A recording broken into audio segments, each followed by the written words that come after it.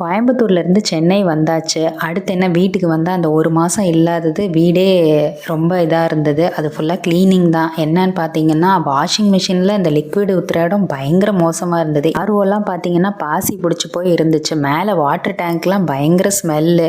Tape திறக்கும்போது தண்ணி பார்த்தா செம ஸ்மெல்லு. ஆர்ஓக்கு வர சொல்லி அவங்கள க்ளீன் பண்ணி கொடுக்க சொல்லியாச்சு. வாஷிங் மிஷினுக்கு கால் பண்ணோம், ஆனால் அவங்க 2 நாள் ஆகும்ட்டாங்க. சரி நம்மளே க்ளீன் பண்ணிடலான்னு நான் இறங்கிட்டேன். சரி லிக்விட் ஊற்றுற இடம் பார்த்தீங்கன்னா பயங்கர மோசமாக இருந்துச்சு. கையில் தேய்ச்சி இது பண்ணி பார்த்தா ஒரு மாதிரி பிசு பிசுன்னு இருந்தது. ஏன்னா கம்ஃபர்ட்டும் டெட்டாலும் சேர்ந்து ஊற்றி ஒரு மாதிரி ஆயிடுச்சு. அதுவும் 1 மந்த் இல்லாதனால ரொம்ப மோசமாக இருந்தது. 1 ஹவர் ஹாட் வாட்டரில் சர்ஃபெக்ஸலோட ஊற்றி வச்சு அப்புறம் க்ளீன் பண்ண போயிடுச்சு. வாட்டர் டேங்க்கும் பயங்கர ஸ்மெல்லு. சரின்னு அதையும் க்ளீன் பண்ணிடலான்னு க்ளீன் பண்ணோம். இது அதுல இருந்து தான் எவ்வளோ பாசி பிடிச்சி போயிருக்கு பாருங்களேன். அவங்க க்ளீன் பண்ணதை பார்த்துட்டு நீங்களே பாத்ரூம் கழுவித்தாங்கன்னு சொல்லி அவங்ககிட்டே கேட்டோம். அவங்க லிக்விட்லாம் வாங்கி தர சொன்னாங்க. அதாவது ரொம்ப ஸ்மெல் இல்லாத லிக்விடாக வாங்கி தர சொன்னாங்க. நாங்கள் வாங்கி கொடுத்ததுல இந்த அளவு வச்சு க்ளீன் பண்ணி கொடுத்துருக்காங்க. அதுக்கப்புறம் இவங்கெல்லாம் பண்ணி முடிச்சு போனதுக்கப்புறம் நான் ஃபுல்லாக வீடு க்ளீனிங்கில் இறங்கிட்டேன். ஃபுல்லாக ஒட்டடை எடுக்க, தூசி தட்ட, அப்புறம் எல்லாம் வச்சு எடுத்துட்டு வீடெல்லாம் கூட்டி மாப் போட்டு எல்லாம் க்ளீன் பண்ணியாச்சு. வீட்டுக்குள்ளே எல்லாம் க்ளீன் பண்ணி முடிச்சு அதுக்கப்புறம் வெளியில் வேற க்ளீன் பண்ணுற மாதிரி ஆயிடுச்சு. ஃபுல்லாக தூசி ஒட்டடை, நிறைய பேர்ட்ஸ் வீட்டை சுற்றி இருக்கிறதுனால அதோட எச்சம் அது இதுன்னு இருந்தது. சம்மருக்கு ஊருக்கு போயிட்டு வந்தாலே இந்த வீடு க்ளீனிங் ஒரு பெரிய வேலை தான். அப்பாடான்னு இருந்தது க்ளீன் பண்ணி முடிச்சதும். இந்த வீடியோ நான் லாங் வீடியோவை போஸ்ட் பண்ணியிருக்கேன். விருப்பம் இருக்கிறவங்க கீழே இருக்க டேக்ல இருக்க லிங்கை செக் பண்ணி ஃபுல் வீடியோ பார்க்கலாம். பாய்.